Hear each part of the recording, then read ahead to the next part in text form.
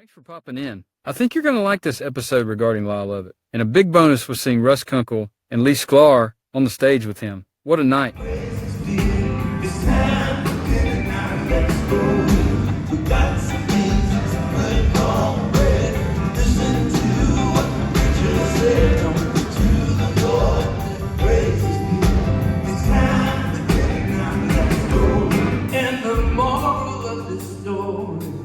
Children, it is plain.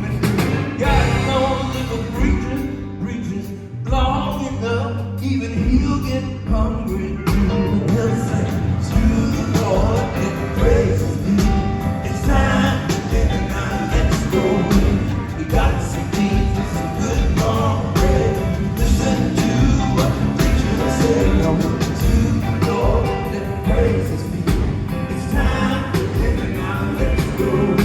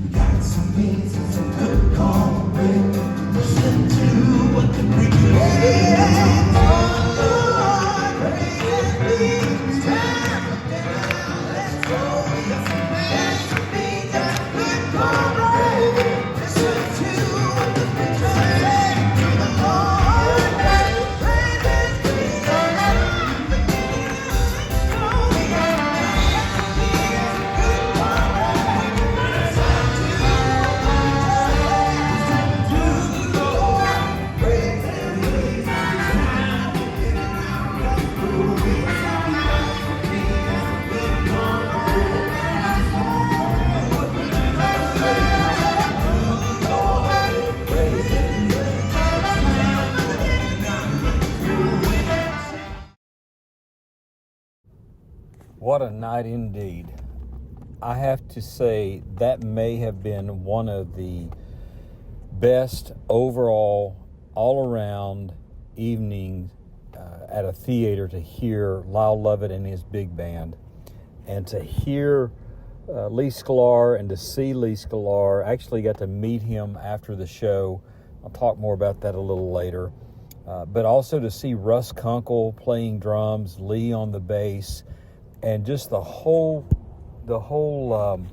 group that Lyle brings in this show that he does with his large band was absolutely it was some of the best money I think I've ever spent to go see a show, and I cannot encourage you enough to go to see Lyle Lovett as he's touring, if he continues to tour. I think Lyle is I think in his late 60s now, maybe. I know he has some twin young'uns that he's had late in life, but the show, from the time he walked out to the time that he ended and came back out and did for the encore, If I Had a Boat, was just a joy just to sit and listen to all of the songs, the stories. I really just enjoyed the evening that night.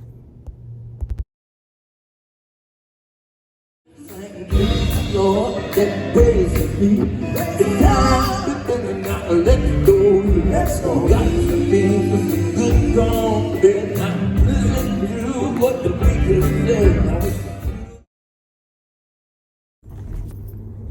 I actually took my wife to see the show. She only knew a couple of the songs, and she really didn't even know like the names or any of the details of them. But she's heard me play the songs through the years, and like when we travel, we'd put on some of his music, just enjoy the open air of his lyrics and how it's just a really, I don't know how else to say, just a joy to listen to him. When we got our tickets, the interesting thing was we bought our tickets on the aftermarket. I think StubHub was the one that we used, and her ticket didn't come through. So we had two tickets that were in the actual artist circle, which I will tell you was well worth it. But she ended up sitting about 6 rows back. So I was in the artist circle, 2 rows from the actual stage itself. And then she was, you have like a little walkway and then 6 rows. So the tickets that she had were not bad, and it actually turned out that she was sitting next to the family of the steel guitar player. So it was a neat thing for her because she got to meet them. They were from the Chattanooga area, and we know quite a bit about Chattanooga being from Tennessee. So that was kind of a neat thing. And then later in the show, I went back and sat with her. But some of the video that you're seeing, I shot, and then other portions of it, she actually took, and so I've combined them both. So that's why you see some of it really close and some of it far away. But the show, one of the things that really stood out to me, aside from the fact that he sang his really big songs that were great, they were just like you would expect, and even as he has matured, as a lot of us have in the middle-aged musicians era, his vocals were still really strong.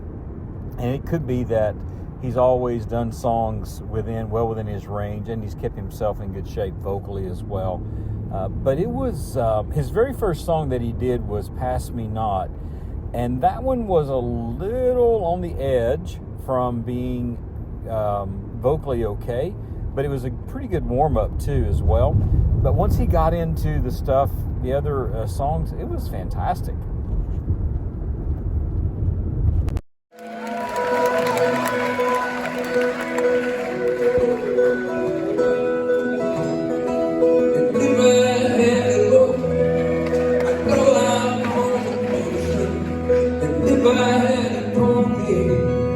Ride on my boat, and we could all together go out on the ocean. I said, meet up on my boat, on my boat. And if I were Gordon Rogers, I'd sure not be single. I could bring myself to marry in old days. It just made me enter. Go right through the morning, they went by a boat, and on the sea we sailed. And if I had a boat, I'd go out on the ocean. And if To see the admiration that Lyle had for all of the band members, not just Kunkel and Sklar, but everyone, for his horn section, to his guitar players. It was really like you were at a family dinner, and they were just chatting. He would take time to speak with different members of the band and ask them questions, and especially since several of them had family members in the area. Obviously being in Tennessee, they had a lot of folks that came over to that. Some of them live there in Nashville as well.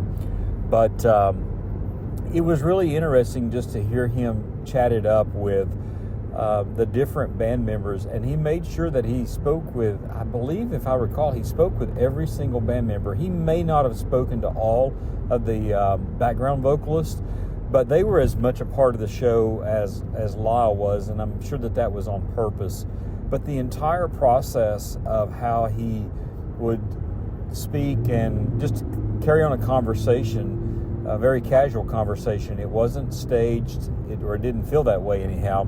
It just felt like he turned to one of the members and would ask them, so how are you enjoying the tour, and what has been your favorite part of the tour? It's been kind of odd. I've never seen it happen like that, but it was really cool. And it seemed to elicit this idea of mutual respect between the band members, not only and Lyle, but between each other, and how that they were encouraging of each other as well.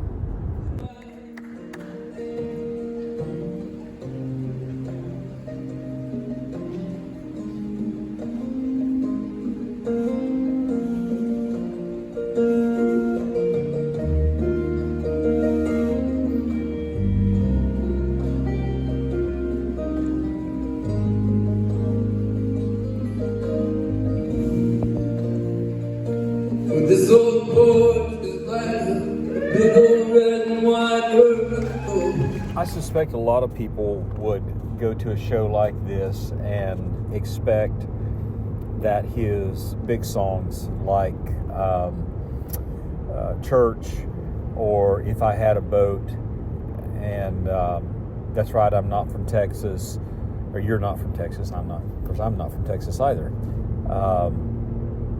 I would expect that those would be the songs that really impacted people, but the interesting item that came out of this particular show, because my wife had heard those songs as well, but she was, and as was I, we were equally affected and impressed and enjoyed the songs that we didn't know.